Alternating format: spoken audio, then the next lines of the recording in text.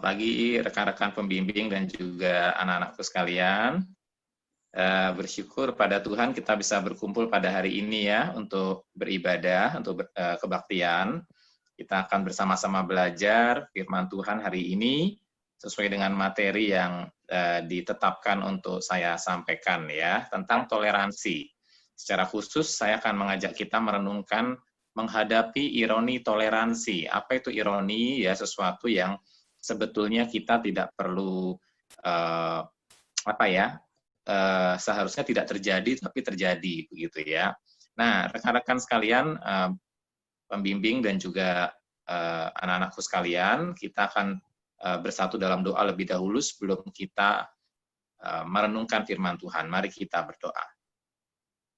Bapa kami yang di surga, kami bersyukur, berterima kasih untuk berkat Tuhan sehingga kami diperkenan hari ini untuk bersama-sama merenungkan firman Tuhan. Berkatilah kami dalam perenungan malam pada pagi hari ini, siang hari ini, supaya Tuhan sendiri dengan Roh Kudus-Mu yang bekerja di tengah-tengah kehidupan setiap kami, dan kami dimengertikan akan firman Tuhan, ditolong untuk bisa mengambil hal-hal yang penting untuk di dalam praktek hidup kami bisa menerapkannya dalam kami berhadapan dengan orang-orang sebangsa, dengan orang-orang lain di sekeliling kami. Terima kasih Bapa, hanya demi nama Tuhan Yesus Kristus, kami berdoa dan mengucap syukur. Haleluya. Amin. Rekan-rekan sekalian, apa itu toleransi ya? Saya mungkin mengajak kita untuk lebih dahulu melihat pengertian toleransi, supaya kita punya kesepakatan, karena mungkin ada beberapa pengertian-pengertian yang mungkin bisa berbeda-beda ya, saudara-saudara ya. Oke. Bicara soal toleransi, saya mengajak kita untuk memahami ya apa itu toleransi. Saya ambil dari pengertian yang diberikan oleh seorang penulis bernama Bapak Greg Koukl ya. Bapak Greg Koukl ini salah satu tokoh Kristen yang banyak bergerak dalam hal pembelaan iman Kristen. Nah, definisi klasik atau definisi yang sangat umum ya, definisi lama dari toleransi itu sebenarnya seperti ini ya, kira-kira ya, ini sederhananya saja. Memperlakukan orang dengan sopan dan hormat, bahkan ketika kita tidak sepakat dengan mereka. Jadi ini salah satu definisi yang hari ini saya ajak kita untuk sepakati bersama ya, definisi atau pengertian yang sederhana dari toleransi. Sehingga ketika hari ini Pak Cahyo bicara soal toleransi ya, pengertiannya seperti yang dipahami oleh Greg Koukl ini ya. Memperlakukan orang lain dengan sopan dan hormat, bahkan ketika kita tidak sepakat dengan mereka. Jadi orang lain punya ide A, kita punya ide B, dan kita tidak sepakat. Idemu, ideku, agamamu, agamaku, kita tidak sepakat. Tapi meskipun kita tidak sepakat, kita toleran. Artinya kita memperlakukan orang dengan sopan dan hormat. Kita menganggap orang itu setara dengan kita. Sama-sama manusia yang harus dihormati dan kita hargai. Nah, itu pengertian toleransi dalam khotbah kali ini ya. Nah, anak-anakku sekalian, kenapa khotbah ini penting? Karena kita menghadapi tantangan-tantangan ya. Kita berhadapan khususnya di tengah-tengah kehidupan sebagai bangsa Indonesia ya. Kita menghadapi tantangan adanya orang-orang yang tidak toleran, yang tidak suka menghargai orang lain, yang beragama lain begitu ya. Dan mereka menghalalkan segala cara. Jadi saya garis bawahi menghalalkan segala cara ya. Jadi mereka menghalalkan segala cara, melakukan segala cara untuk menunjukkan bahwa seolah-olah itu mereka tuh toleran begitu ya. Ya, menghalalkan segala cara. Ini penekanan saya. Jadi apapun dilakukan termasuk berbohong. Ya, termasuk berbohong. Mereka mengaku diri mereka toleran, padahal sebetulnya hatinya tuh ingin menguasai atau membuat Indonesia itu dikuasai oleh satu agama saja. Itu misalnya ya. Mereka tidak toleran, tapi pura-pura toleran. Jadi mereka menghalalkan segala cara termasuk dengan berbohong. Baru-baru ini saya melihat video YouTube. Dalam video YouTube ada kelompok orang dari agama tertentu yang mencoba untuk atau menginginkan agar sistem pemerintahan, sistem kenegaraan di Indonesia itu diubah mengikuti aturan agama tertentu begitu ya. Jadi tidak lagi berdasarkan Pancasila, tapi ada orang-orang yang ingin mengubah Pancasila itu menjadi landasan agama tertentu. Nah, mereka bikin videonya, tetapi mereka berbohong dengan cara apa? Dengan cara mereka mengambil sumbernya seolah-olah dari seorang ilmuwan dari barat gitu ya. Ilmuwan barat itu dikutip perkataannya seolah-olah mendukung pandangan mereka. Nah, anak-anakku sekalian, jadi mereka bohong karena ternyata kemudian ilmuwan itu mengatakan saya tidak merasa diundang untuk mendukung gerakan agama tertentu ini begitu ya. Jadi mereka itu kelompok-kelompok yang tidak toleran, yang ingin mengganti Pancasila dengan pemahaman agama tertentu, tapi mereka bohong. Mereka caranya tuh dengan membuat video-video yang sifatnya bohong gitu ya. Nah, atau mereka menghalalkan segala cara dengan cara memanipulasi. Memanipulasi itu artinya membuat kesan seolah-olah gerakan mereka itu adalah gerakan yang didukung oleh banyak orang. Mereka membuat gerakan massa, mereka mengumpulkan jutaan orang. Alasannya sih untuk doa bersama misalnya ya, alasannya untuk doa bersama, padahal mereka sebetulnya ingin menunjukkan kekuatan, mereka ingin menunjukkan kemampuan, kehebatan, dan mereka ingin berusaha untuk menggantikan asas Pancasila dengan yang lain. Nah, mungkin bisa hostnya tolong mematikan teman-teman yang tidak di-mute ya. Nah, yang kedua, kenapa kita juga perlu membahas topik toleransi ini, selain adanya orang-orang yang menghalalkan segala cara, tapi ada juga orang-orang yang mengaku toleran. Contohnya nanti kalau kalian kuliah ya, kalau kalian kuliah, nanti kalian akan ketemu teman-teman mahasiswa yang mengaku toleran. Ya, mengaku toleran, kami menghargai semua orang. Tapi mereka tidak konsisten. Nah, tidak konsistennya kenapa? Karena waktu ada orang Kristen, ya ada orang Kristen yang misalnya orang Kristen itu mengkritik adanya demo atau adanya pameran yang memamerkan ketelanjangan atau memamerkan wanita-wanita telanjang misalnya. Lalu orang-orang Kristen itu protes, ya. Protes. Nah, orang-orang yang mengaku toleran ini akan menuduh orang Kristen sebagai orang-orang yang seksis. Seksis itu artinya orang-orang yang membeda-bedakan atau mendiskriminasi orang lain, terutama perempuan. Wah, kamu ini seksis, kamu dasar orang Kristen ini seksis, kamu ini mendiskriminasi perempuan. Emangnya perempuan nggak boleh telanjang di depan umum? Nah, begitu ya. Jadi, ada orang-orang yang mengaku toleran, tapi waktu orang Kristen protes, ya, orang Kristen menyatakan pandangannya, kami tidak setuju ada pameran telanjang misalnya ya. Kami tidak setuju ada perempuan-perempuan telanjang berdemonstrasi di jalan. Nah, mereka akan tuduh kita bahwa kita ini seksis. Wah, kamu ini mendiskriminasi perempuan. Nah, kayak begitu ya. Jadi mereka nggak konsisten. Mereka mengaku toleran, tapi waktu orang Kristen mengeluarkan pendapat, mereka menentang kita. Mereka menuduh kita. Mereka menyerang kita. Nah, atau juga ada orang yang menuduh orang Kristen intoleran. Intoleran itu maksudnya apa sih? Misalnya ya, kita menyatakan bahwa saya orang Kristen dan saya menyatakan bahwa Tuhan Yesus adalah juru selamat satu-satunya. Wah, Tuhan Yesus adalah juru selamat satu-satunya dan itu menurut agama saya dan menurut saya itu benar, begitu ya. Lalu orang-orang yang mengaku toleran ini akan mulai menyerang orang Kristen. Wah, kamu dasar orang Kristen, kamu ini intoleran. Kamu ini tidak toleran. Nah, padahal yang tidak toleran siapa? Kan kita boleh berpendapat. Namanya toleransi. Masa toleransi tidak boleh berpendapat? Nah, jadi mereka mengaku toleran, tapi waktu kita orang Kristen menyatakan kebenaran Alkitab, kita diserang balik, begitu. Nah, itu contoh-contoh ya. Atau ada juga, misalnya kita orang Kristen ya, mengkritik waktu negara Israel menyerang Palestina misalnya. Kita mengkritik, wah ini negara Israel modern ya, menyerang Palestina, lalu kita mengkritik Israel. Lalu muncullah orang-orang yang mengaku toleran, tapi waktu kita mengeluarkan pendapat seperti itu, kita akan dituduh kita ini xenofobik. Kamu ini xenofobik. Apa itu xenofobik? Orang-orang yang menunjukkan ketidaksukaan terhadap negara tertentu. Kita dituduh anti-Israel. Padahal kita tidak anti-Israel, kita cuma mengkritik mengapa Israel menyerang Palestina secara tidak benar misalnya.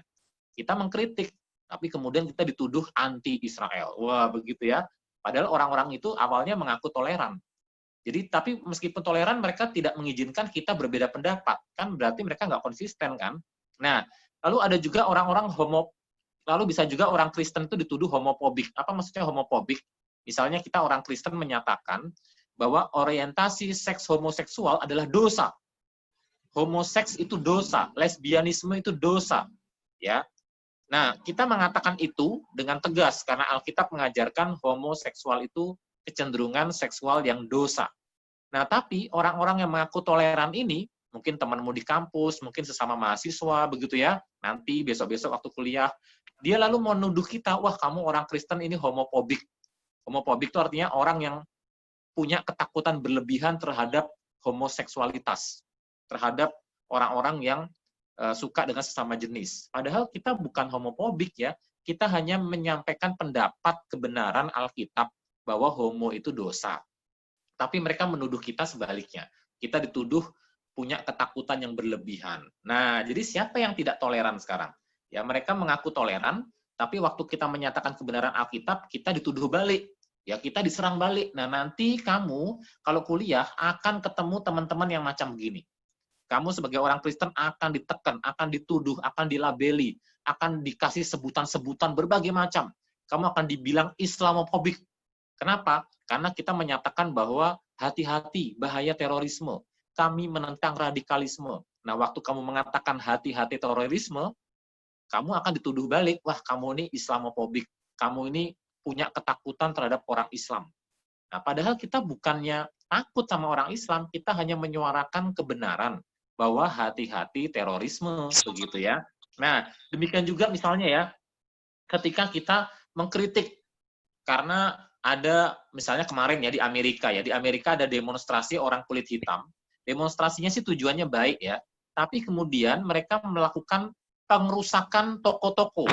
Jadi sementara mereka demo, di Amerika nih kejadiannya nih, kemarin baru-baru ini, mereka demo, menentang rasialisme, tapi waktu mereka demo itu mereka merusak toko-toko, mereka merampas barang-barang di toko orang. Nah, kita kan protes ya, loh, kamu kok demo membela hak-hak orang kulit berwarna, tapi kenapa kamu demo sambil ngerampok toko? Kenapa kamu demo sambil bakarin toko orang, begitu ya? Nah, tapi waktu kita menyuarakan suara itu, ketika kita menyuarakan kebenaran, lalu ada orang mengatakan, wah kamu ini rasis. Kamu ini rasis ya. Loh, padahal kita nggak rasis. Kita hanya menyuarakan kebenaran. Kenapa? Kamu demo, tapi bakar-bakar toko orang. Demonya sih nggak apa-apa, tapi bakar-bakarnya jangan dong. Gitu kan? Masa kamu demo, tapi bakar-bakar toko orang? Nah, tapi mungkin akan ada orang yang menuduh kamu. Wah, kamu orang Kristen dasar rasis, begitu ya. Nah, atau ada juga orang-orang yang akan menuduh kita itu bigoted. Bigoted itu orang-orang yang keras kepala, yang ngotot gitu ya. Ketika kita menyatakan atau berargumen bahwa pendapatmu salah loh, ya, kamu nih punya pendapat salah menurut Alkitab begini, begini, begini, begini. Nah, waktu kita mengatakan pendapatmu salah karena Alkitab menyatakan kamu salah, bisa aja orang yang tadinya toleran atau mengaku toleran tiba-tiba nggak konsisten. Ya, tiba-tiba dia menyerang kita. Dasar kamu orang Kristen orangnya ngotot, keras kepala, mau menang sendiri. Nah, kita dituduh sebagai bigoted, ya, dituduh orang yang mau menang sendiri. Nah, teman-teman, anak-anakku sekalian yang masih SMP ya ini ya. Nanti kalau kamu sekolah di luar misalnya ya, entah di luar Papua, di luar Jayapura, mungkin SMA-nya lanjut di tempat yang di luar, atau mungkin kamu kuliah di tempat perguruan tinggi tertentu, kamu akan ketemu orang-orang yang seperti ini, yang ngakunya toleran, ngakunya menghargai orang, tapi waktu kamu menyatakan kebenaran Alkitab, kamu akan diserang. Ya, kamu akan diserang habis-habisan. Kamu akan dituduh kamu tuh intoleran, homofobia, Islamofobia, rasis dan segala macam. Begitu ya. Nah, jadi ini tantangan yang kita hadapi sebagai anak-anak Tuhan. Dua ini akan kita hadapi.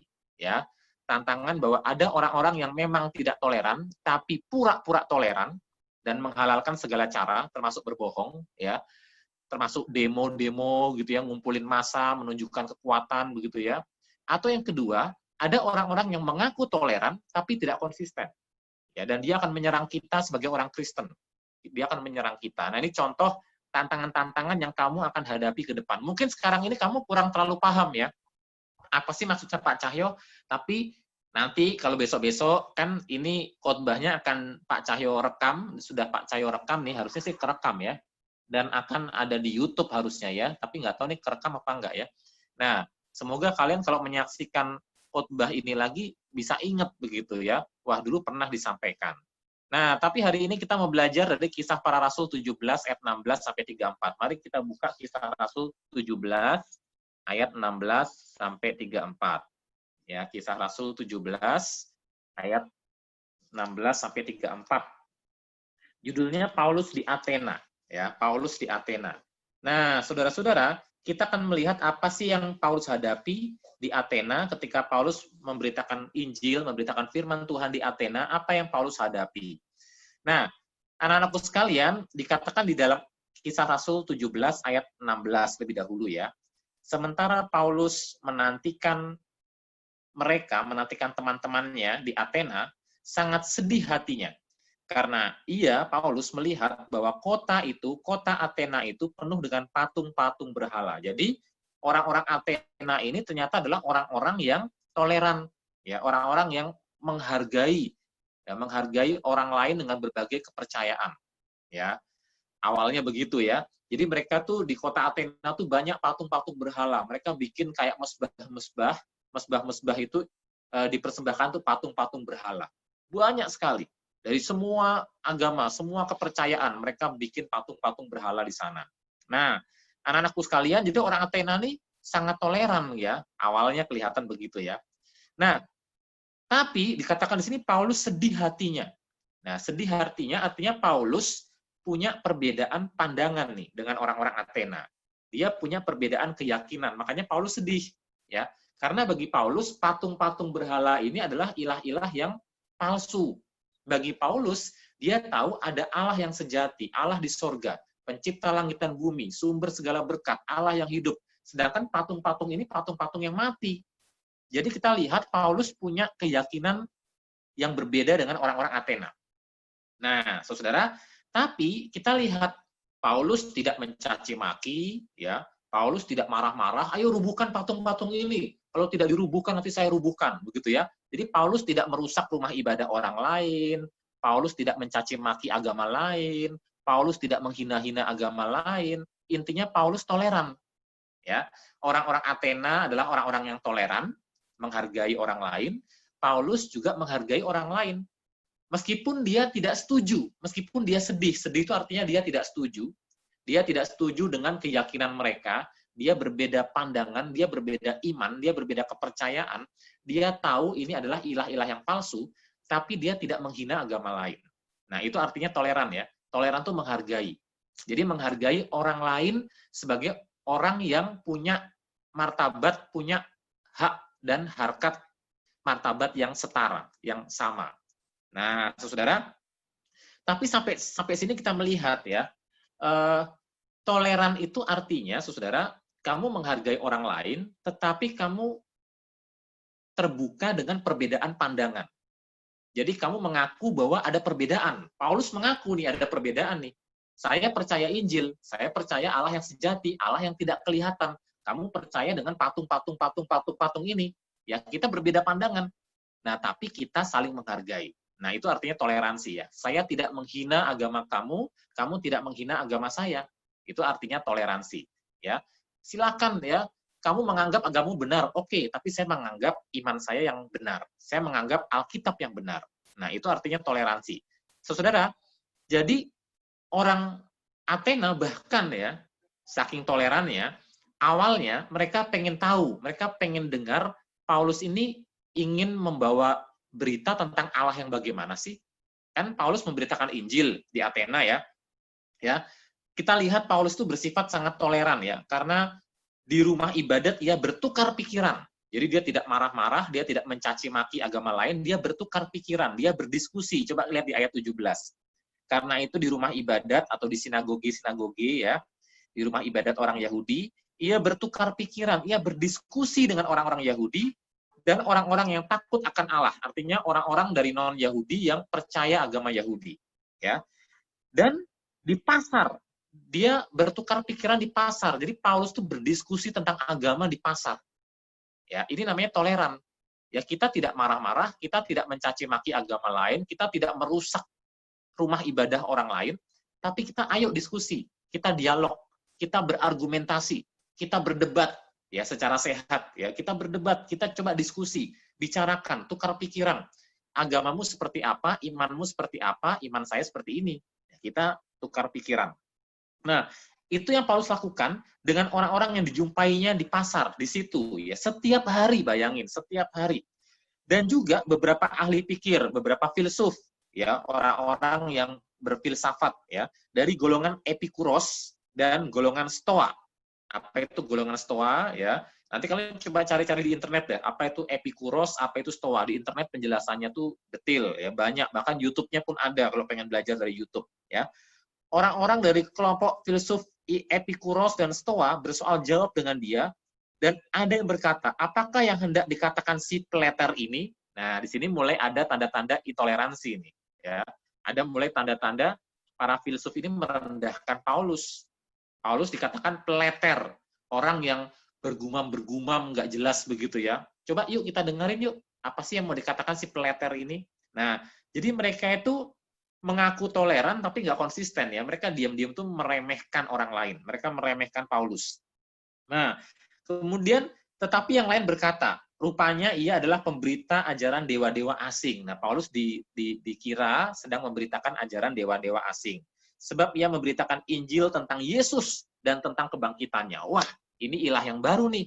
Ini ada Tuhan yang baru nih. Yuk, kita cari tahu yuk. Nah, ayat 19, lalu mereka membawanya menghadap sidang Areopagus dan mengatakan, bolehkah kami tahu ajaran baru mana yang kau ajarkan ini? Jadi mereka cukup toleran untuk mendengarkan atau berdiskusi dari Paulus, dengan Paulus. Nah, saudara, sebab engkau memperdengarkan kepada kami perkara-perkara yang aneh. Karena itu kami ingin tahu apakah arti semuanya itu.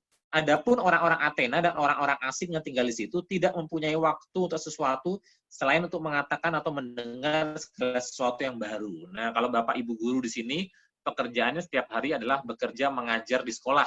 Nah, kalau orang-orang Athena tuh nggak punya kerjaan. Nah, saking nggak punya kerjaannya, saudara, dia tuh pekerjaannya apa? Berfilsafat. Ya, dia tuh memikirkan hal-hal yang abstrak-abstrak, yang tinggi-tinggi, yang mendalam-mendalam. Dia mencoba memikirkan yang paling hakiki dari hidup ini, gitu ya. Nah, sampai-sampai hal yang nggak penting pun dipikirin. Dan mereka juga belajar banyak kepercayaan, banyak iman, banyak agama. Mereka coba pelajari. Coba Paulus, kamu ceritain apa sih yang kamu mau ajarin? Nah, saudara, akhirnya di ayat 22 dan seterusnya kita melihat Paulus mulai khotbah ya. Paulus mulai mengajar tuh, ya. Dan ketika dia mulai mengajar, saudara, Paulus kemudian memberitakan tentang Yesus, ya. Dan disinilah orang-orang Athena mulai menampakkan belangnya, mulai menunjukkan bahwa mereka tidak toleran, ya. Awalnya toleran ya, tapi ternyata tidak sungguh-sungguh toleran. Taunya dari mana? Nah, kita lihat di ayat 32. Kisah Rasul 17 ayat 32. Ketika orang-orang Athena, ketika mereka mendengar tentang kebangkitan orang mati, ya, maka ada yang mengejek dan yang lain berkata, lain kali saja kami mendengar engkau berbicara tentang hal itu. Lalu Paulus pergi meninggalkan mereka. Anda lihat, mengejek. Nah, ini ciri orang nggak toleran ya. Jadi orang-orang Athena itu nggak konsisten. Seperti yang kita hadapi sekarang ini, banyak mahasiswa-mahasiswa, banyak orang-orang yang akan kamu temui yang mengaku toleran, tapi waktu kamu memberitakan Injil, waktu kamu cerita bahwa Yesus jalan keselamatan satu-satunya, waktu kamu cerita bahwa Tuhan Yesus adalah Allah dan Tuhan, kamu akan diejek. Padahal awalnya mereka bilang apa? Toleran. Mereka mengatakan, ayo kita bertoleransi, tapi waktu kamu cerita Injil, kamu diejek. Nah, kamu akan menghadapi itu ketika kamu nanti sudah dewasa. Kamu akan ketemu dengan banyak orang seperti itu. Ngakunya toleran, tapi waktu orang Kristen menyatakan kebenaran, kamu akan dilabeli macam-macam. Tapi jangan sakit hati, karena orang Kristen dari sejak dulu sudah mengalami hal itu. Ya, termasuk Paulus. Nah, anak-anakku sekalian, jadi ini Pak Cahyo hanya mengingatkan realita toleransi yang ada di dunia ini. Ya, ternyata toleransi tidak benar-benar toleran bagi banyak orang. Bagi banyak orang, tidak banyak yang siap untuk berbeda pendapat. Nah, tapi pelajaran hari ini, teman-teman ya, pelajaran hari ini buat kita mesti ingat ya, bahwa toleransi itu artinya, kalau kamu mau sungguh-sungguh bersikap toleran kepada orang lain, kalau kamu mau sungguh-sungguh bersikap toleran kepada orang lain, maka kamu harus pertama-tama menerima kenyataan bahwa kamu tidak sepakat dengan mereka. Yang namanya toleransi itu berarti ada perbedaan pendapat. Justru karena ada perbedaan pendapat, makanya kamu berusaha toleran. Kalau kamu dan orang pendapatnya sama, katakan, wah semua agama sama, agama Islam dan agama Kristen sama, misalnya kau bilang begitu ya. Terus buat apa toleransi? Ya, jadi omong kosong dong kamu bilang toleransi. Justru ketika kamu mengatakan, ayo kita bertoleransi, kamu harus mengaku bahwa Islam dan Kristen tidak sama. Justru karena tidak sama, justru karena tidak sepakat, kita bertoleransi, kita saling menghargailah. Ya, kamu dengan pandanganmu, dengan kepercayaanmu, saya dengan kepercayaan saya. Ya, hanya salah satu yang benar, tidak mungkin dua-duanya benar, tapi kita saling menghargailah, gitu ya. Jangan saling menghina, apalagi membakar rumah ibadah orang lain, janganlah, gitu ya. Nah, itu namanya toleransi. Jadi ingat ya teman-teman ya, semua agama tidak sama. Jadi jangan kamu terpengaruh dengan orang yang mengatakan semua agama sama, itu omong kosong ya. Orang agama lain pun ketika dengar kalimat itu, mereka kan protes. Ya, kalau kamu ngomong ke depan orang agama lain bahwa semua agama sama, bisa aja mereka protes. Ah, tidak mau. Semua agama tidak sama. Jelas agamanya beda, cara ibadahnya beda, kepercayaannya beda, kitab sucinya juga beda. Jadi, kalau kamu mau toleransi sama orang, kamu harus pertama-tama mengakui bahwa kita tidak sama. Jadi, sama seperti Bapak Ibu pembimbing ya, waktu Bapak Ibu pembimbing menikah ya, antara laki-laki dan perempuan kan tidak sama ya. Nah, Bapak Ibu pembimbing harus mengakui bahwa aku dan suamiku beda. Aku dan istriku beda. Tapi karena kami berbeda, kami bertoleransi. Ya, jadi kalau nggak ada bedanya ngapain toleran gitu ya. Jadi justru yang namanya toleransi, kita harus setuju bahwa kita ini beda. Bahwa kita ini ada yang namanya perbedaan, tidak sepakat. Ya. Nah, jadi itu ya, teman-teman harus mengakui. Misalnya, saya tadi mengatakan bahwa semua pandangan itu punya perbedaan. Di mana sih? Misalnya begini ya. Orang-orang yang mengaku toleran punya pandangan begini. Ya, orang-orang yang mengaku toleran ya, punya pandangan begini. Semua pandangan sama-sama sah. Seandainya ya, semua pandangan sama-sama sah. Itu pandangan pertama. Nah, lalu orang Kristen mengaku, orang Kristen punya pengakuan juga. Orang Kristen mengakunya begini. Yesus adalah Allah. Dan orang salah jika menolak Yesus. Nah, ini pandangan kedua. Nah, saudara-saudara, Anda lihat nggak? Dua pandangan ini saling bertentangan loh. Pandangan pertama mengatakan semua pandangan sama-sama sah, sama-sama benar. Tapi kalimat dua mengatakan Yesus adalah Allah dan orang yang menolak Yesus itu bersalah. Nah, saudara, pandangan kedua ini kita harus memilih. Ternyata tidak semua pandangan itu sama. Ya, ternyata orang Kristen mengaku pandangan kedua. Nah, kalau orang Kristen mengaku pandangan kedua, berarti pandangan ke satu itu salah. Ya, pandangan yang pertama itu berarti gugur. Karena ternyata semua pandangan tidak sama ternyata. Ya, ada orang Kristen yang percaya bahwa Yesus adalah Allah dan ada orang-orang agama lain yang tidak percaya Allah. Artinya tidak semua pandangan bernilai sama. Pasti hanya salah satu yang benar nih. Jadi kalau kita melihat kalimat ini, pasti hanya salah satu yang benar. Entah ini yang benar atau ini yang benar. Kamu harus pilih mana yang benar. Kalau kamu pilih ini yang benar, berarti kamu menganggap ini salah. Ya, kalau kamu menganggap ini benar, berarti kamu menganggap ini salah. Kamu harus pilih. Ya, kamu harus pilih salah satu. Nah, kalau kita orang Kristen, tentu kita harus memilih yang ini ya. Nah, kalau kita memilih yang ini, berarti kita percaya ini salah. Ya, ternyata semua pandangan tidak sama-sama benar, tidak sama-sama sah. Karena apa? Karena tidak semua orang mengaku Yesus adalah Allah, gitu ya. Jadi kamu mengerti ya, tidak semua orang mengaku Yesus adalah Allah. Jadi tidak semua pandangan itu sama-sama benar. Kamu harus memilih. Nah, tapi nggak usah takut memilih ya teman-teman. Tidak usah takut memilih, karena yang namanya toleransi memang harus ada perbedaan. Ya, memang harus ada perbedaan. Agamamu, agamamu, agamaku, agamaku. Idemu, idemu, ideku, ideku. Kepercayaanmu, kepercayaanmu, kepercayaanku, ya kepercayaanku. Kita beda. Tapi karena kita beda, makanya kita bertoleransi. Nah, saudara, kita harus akui itu. Ada perbedaan. Nah, tapi sekarang kita mau belajar membedakan antara ide dan orang yang punya ide. Ya, kita perlu bedakan.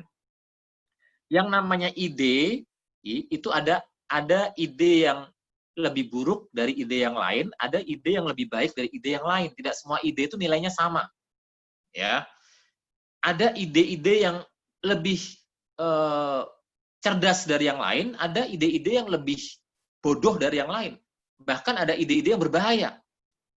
Nah, jadi kita harus memiliki kemerdekaan untuk menetapkan mana ide yang paling baik, mana ide yang paling buruk menurut kita.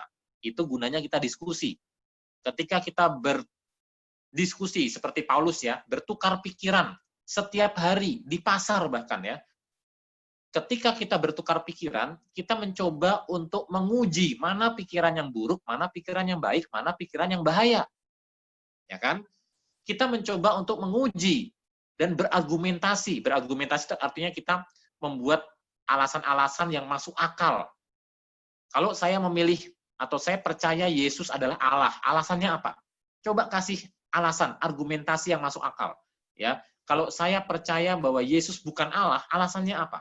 Jadi kita bertukar pikiran. Nah, teman-teman, karena apa? Karena tidak semua ide itu setara. Tidak semua ide itu sejajar. Tidak semua ide itu sama baiknya. Tidak semua kepercayaan itu benar. Kamu harus memilih. Itu gunanya bertukar pikiran. Nah, tapi meskipun demikian terhadap orang yang punya ide, nah kan tadi kita membedakan antara ide dan orang yang punya ide ya. Tentang orang yang punya ide, siapapun dia, ya, kita harus belajar menghargai, ya. Menghargai orang lain meskipun idenya berbeda dengan kita, itu artinya toleransi. Kita tetap sopan, murah hati, dan kita mengizinkan dia mengekspresikan ide-idenya selama ide-idenya itu tidak melanggar hukum, ya. Nah, saudara, jadi kita melihat selama dia tidak merugikan orang lain, ya, tidak melanggar hukum yang baik, yang sesuai dengan firman Allah maksudnya ya. Nah, silakan mengekspresikan idenya, silakan mengekspresikan dirinya. Kita hargai. Nah, misalnya saudara ya, ada orang-orang agama lain yang menolak untuk memberikan ucapan selamat Natal kepada kita. Jangan ucapkan selamat Natal kepada orang Kristen, karena itu melawan akidah agama, melawan hukum agama mereka maksudnya ya. Ya sudah, ya kita hargai ide mereka. Kita tetap berteman baik sama mereka, kita tetap akrab dengan mereka, kita tetap ramah dengan mereka, meskipun mereka menolak mengucapkan selamat Natal kepada kita. Jadi jangan kita musuhi, ya. Jangan kita musuhi orang yang menolak mengucapkan selamat Natal kepada kita. Enggak apa-apa, ya. Toh kita orang Kristen, tidak makin dekat dengan Tuhan, tidak makin jauh dengan Tuhan hanya gara-gara ucapan selamat Natal. Jadi kalau ada orang agama lain yang tidak mau menolak atau tidak mau mengucapkan selamat Natal kepada kita, ya nggak apa-apa. Ya, itu kan ajaran agama dia, ya sudah kita hargai aja. Ya kita hargai aja. Nah demikian juga kalau kita orang Kristen mengucapkan selamat pada mereka, ya harusnya mereka juga jangan marah dong. Orang itu kan hak kita, kan kita boleh-boleh aja ngucapin selamat Natal selamat hari raya agama kepada orang lain. Ya kalau kita mengucapkan selamat hari raya agama A misalnya, ya silakan aja. Mereka juga harusnya nggak boleh marah ya kan, kita mengekspresikan bahwa kita tuh ramah, baik, mengasihi semua orang, sesuai kepercayaan kita, begitu. Nah, teman-teman, jadi jangan sakit hati ya. Jangan sakit hati kalau ada temanmu yang tidak ngucapin selamat Natal karena beragama lain. Udah biarin aja, hargai aja. Itu kepercayaan mereka. Itu namanya toleransi ya. Nah, saudara, kalau gitu apa sih maksudnya toleransi itu? Ini slide hampir selesai ya. Saya mau mengutip profesor filsafat dari Boston College ya, Peter Kreeft, dia mengatakan begini. Jadilah egaliter terhadap orang. Egaliter itu maksudnya kamu bersifat merakyat, baik, bersikap ramah terhadap orang. Egaliter ya. Jadilah ramah terhadap orang, yaitu memperlakukan semua orang dengan martabat dan rasa hormat yang setara apapun pandangan mereka. Apapun agama temanmu, apapun pandangan mereka, hormati. Ya, hargai setiap orang. Meskipun mereka beda pendapat dengan kita, hargai. Ya, tetapi, nah ini tetapinya penting. Jadilah elitis dalam hal ide-ide. Ya, jadilah elitis. Elitis itu artinya kamu harus benar-benar berpegang pada keyakinan bahwa hanya ada satu kepercayaan yang benar.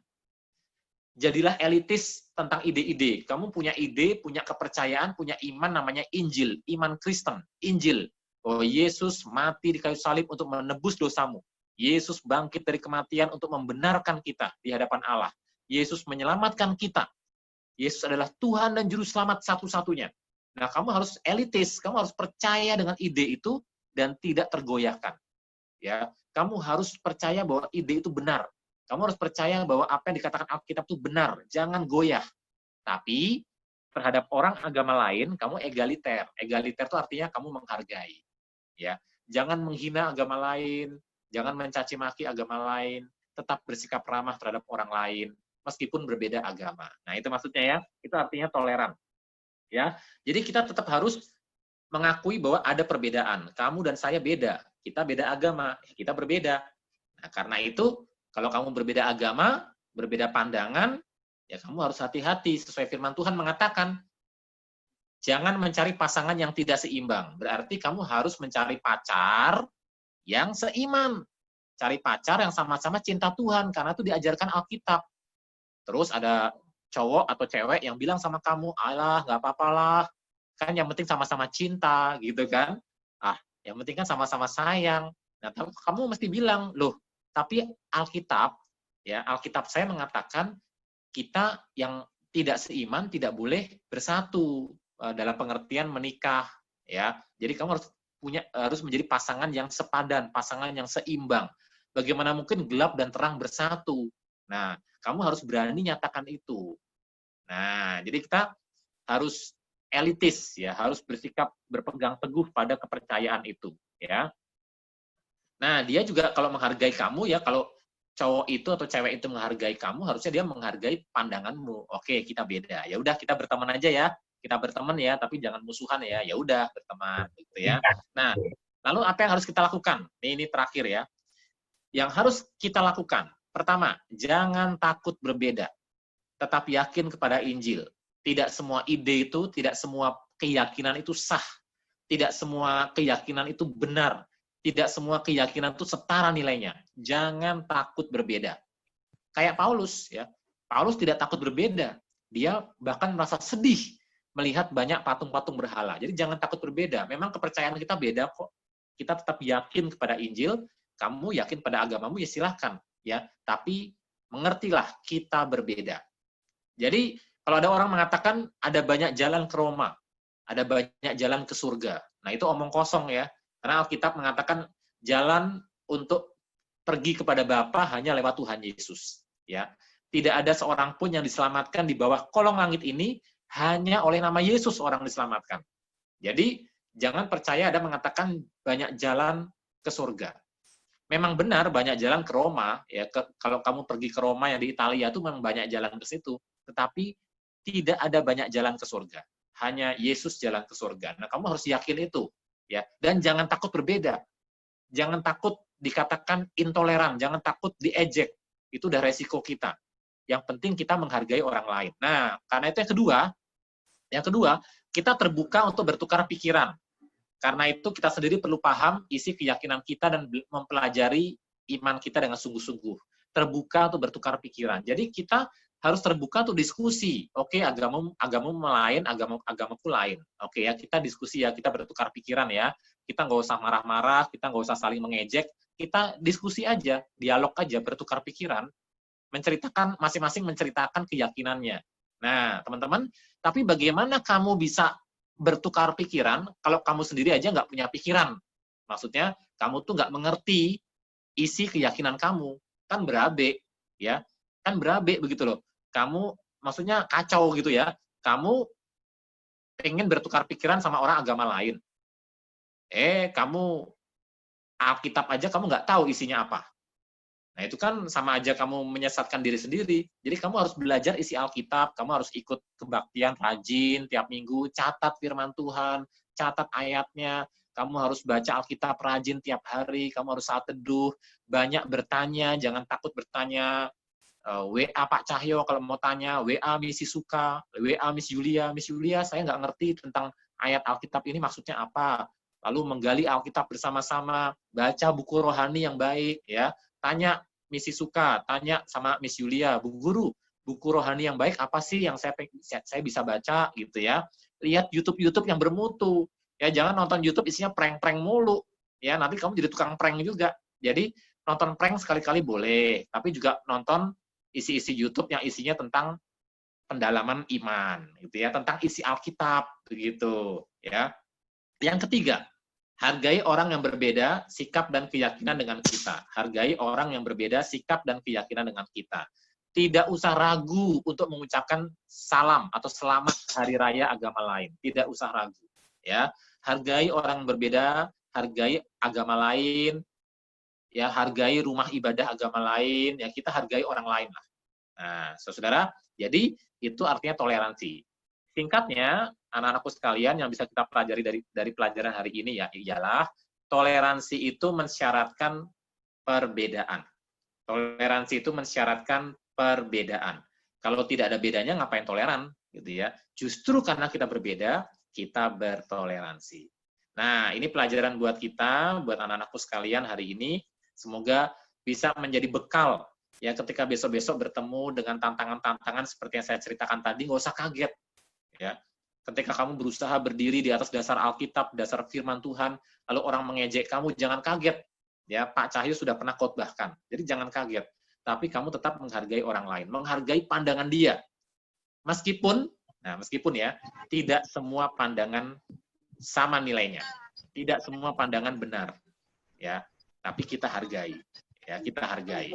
Nah, ini pelajaran dari Pak Cahyo hari ini. Selamat mempraktekkan toleransi dimulai dari teman sendiri.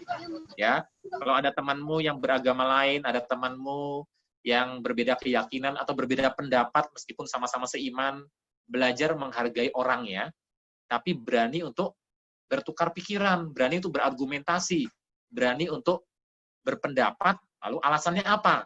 Ya, jadi argumennya apa? Nah, ini penting dilatih dari sejak SMP. Mengapa? Nanti kalau kamu kuliah, yang namanya bikin skripsi, bikin paper, apalagi sampai S2, S3, kamu harus melatih yang namanya berargumentasi. Itu isinya skripsi kan? Kamu punya pernyataan, lalu pernyataan ini kamu argumentasikan. Kamu bikin alasannya, kenapa kamu menganut pandangan itu. Nah, itu namanya membuat karya ilmiah. Ya, karya ilmiah. Itu harus dimulai dari sejak SMP. Ya, ajak temanmu, ayo kita diskusi satu topik. Apa? Saya mau ngajak diskusi tentang Amerika lawan Israel, misalnya gitu, tentang atau Israel lawan Arab misalnya ya. Ayo kita diskusi.